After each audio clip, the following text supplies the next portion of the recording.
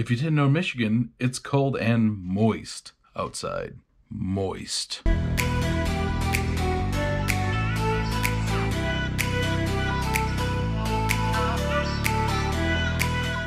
What is up, peoples of YouTube? I'm the Motorcycle Mick, and today we are talking about an experience I've had on YouTube with a very large moto channel. But before I get too far into that, if you are new to this channel, been watching for a very long time, hit that subscribe button down below. I upload videos every Tuesday and Thursday around 3 o'clock Eastern Standard Time. But we are talking about my experience with a very large and well-known YouTube channel and how I do regret actually ever being on it. If you don't know what I'm talking about, it's called Moto Madness. Now there's another channel called Dirt Bike Lunatic, which is associated with this channel, but I've just become very regretful of ever actually having my video put on there. How it came to be was I had I had a lot of experiences with vehicles pulling out in front of me. One of them was extremely close and dangerous, and I got a comment, and just like every moto vlogger, I'm just like, you know, this is Moto Madness. It's a great way to get up there. Excuse me.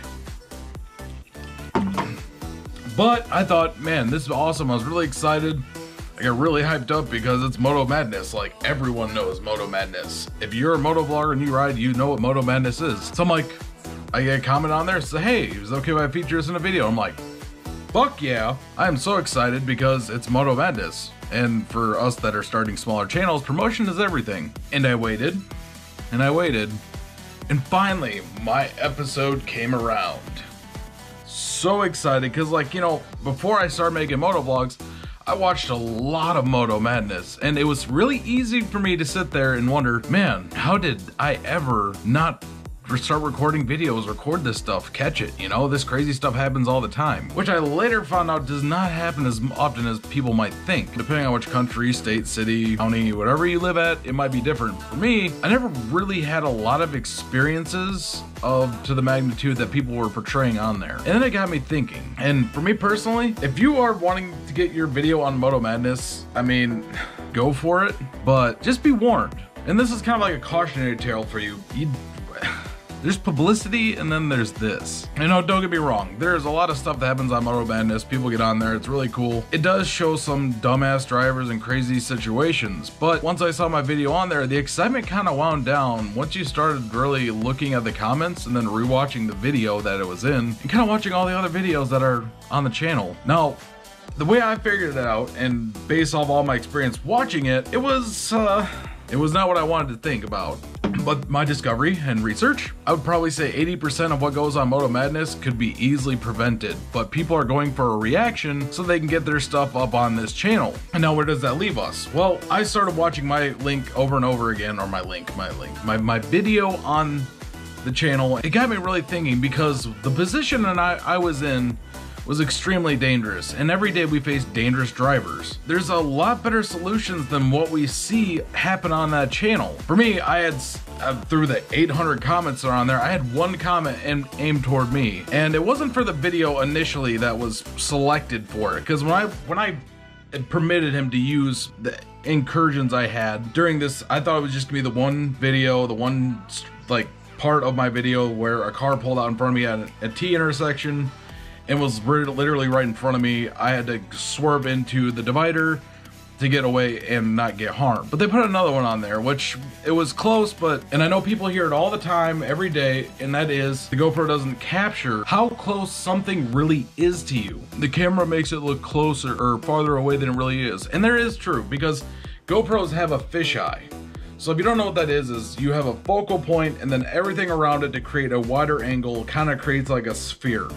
That's why when you look at GoPros and you see the video, you see that sphere. Just like what I'm recording on right now, I'm using the same thing where you can kind of see how the edges are rounded. And GoPros really don't capture how close stuff is to you if you are using the super view or like the anyone dynamic super view, all those different styles. But, and here's a big but, sometimes things aren't as big as we think they are, and how we react to the situations really determines how the outcome of the situation happens. And now with the first one that I incurred, and you know what, I'll link the video down below. You can find me, I think it's 636 in the video, or 656, which as much as I don't want to link it, I'll link it down below so you can go check it out for yourself and kind of rewatch this video as what I'm talking about, how you see it. But I was in that 20% of bikers that were put into a bad situation, or riders, motorcyclists, whatever you want to call yourself, that was put into a bad situation. Sometimes people are looking to get a reaction for their channel, and I wonder if this actually causes people to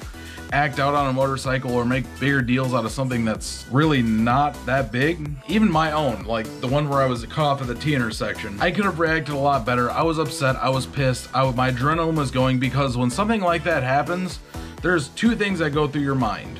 One is an escape route, and two is, am I going to die? And it's a really scary thought, and it's really scary to think about, but the way I reacted to it was getting all pissed off and then like slowing down and flipping off the driver that already stopped. And how was that a good reaction to the situation? And I know I was in a bad, dangerous situation, but I could have reacted way better and done something to help promote a responsible reaction. But the problem is, had I done that, I would not have made it in the video. It's a channel that thrives off of chaos. I mean, it's Moto Madness. Without the madness, it's just moto videos. And if you're gonna watch that, you can watch moto vlogger compilations, other places.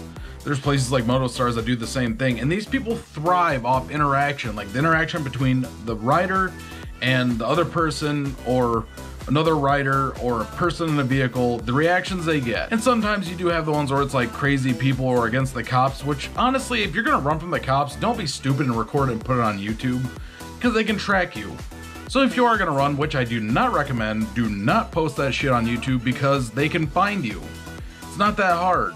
They're searching for a certain bike, eventually someone's gonna find you. But for the crazy, what's it called? Crazy, angry, I don't even remember. Crazy, angry people versus bikers. But a lot of the time I've watched, and the reactions are kind of getting overreactive so that they get put on there. I mean, there's other YouTubers that have gotten fame off of Moto Madness, but that's not where you want to get your views from, and that's not where you want to get your fame from, because if people see you on Moto Madness, they're either A, gonna be like, man, that's that douche from Moto Madness that reacts to way out of proportion for other things, or it's gonna be two, they're gonna go to your channel expecting that content. People are gonna expect the reaction and the crazy content that you were posting on Moto Madness. It's just not a good way to have your channel. It's not a good way to really promote your own brand. And there's a lot about a YouTube channel that is your brand. And do you really want to be known as the person that all I do is post like crazy videos of stuff going on? Because eventually that crazy stuff is gonna get you hurt. And if it's something that you're doing that you're not supposed to be doing, like there's one that was at the end of the video where it's like, oh, these kids are riding on some dude's land. Yes, the guy should not have crashed his truck into a U-Haul, but had the people not been where they weren't supposed to be, then guess what? This whole situation wouldn't have arose. That's where you have to find your happy medium and just post videos that are good for you. And if you are gonna post something like that, post something educational. Make it a statement and how someone can learn from it. And I failed at that. And that's why I'm doing this, to help promote learning videos for when you have an interaction with a horrible person or a bad driver, distracted driver, to react in a way that's gonna teach them and educate them in a way that they're gonna be like, okay, cool, you know, I messed up. Versus, man, fuck that guy, he was being an asshole over something that I was doing. Like, worry about your own fucking life. Put value in your own life and others will see it too. So, do I really regret being on Moto Madness? I do, because the video wasn't used really for educational purposes. It was used to make a video that got views and likes and other stuff. And the comments going to show in all the videos is really insane to us to realize that everyone's kind of picking up on the fact that they're just posting people getting reactions. So worry about yourself. Don't post videos like that unless you're gonna use it for educational purposes. Moto Madness, I'm sure the guy that runs it is a great person, or the people that run it are great people, but there could be a lot better use for the videos. And if there is actual videos, like, make sure it's an actual video, use it to educate new riders, people learning to ride, to become better at reacting to bad people. Because just like in that video at the end of the one I was in, people in cars outweigh a motorcycle and can harm you. And they don't really think about it, and they might not even think about it, but it's not worth you dying. But that's all I have for this video today, guys. I hope you enjoyed it. If you did, don't forget to leave a big thumbs up, hit that subscribe button. Let me know some of the times you guys have been in situations and had someone overreact, or you could have reacted better. And as always, I hope you have a great day, evening, night, morning, afternoon tea, brunch, lunch, nightcap, midnight snack, bacon sandwich, McGriddle, crumpet, and remember to always ride for freedom. Goodbye. Hey, dawg, this shit is old school. They say I'm not supposed to, but I make my own rules. Dawg, this shit is old school. Yo, bitch, man, that's old news. She been on my whole crew. Yeah, that chick is real.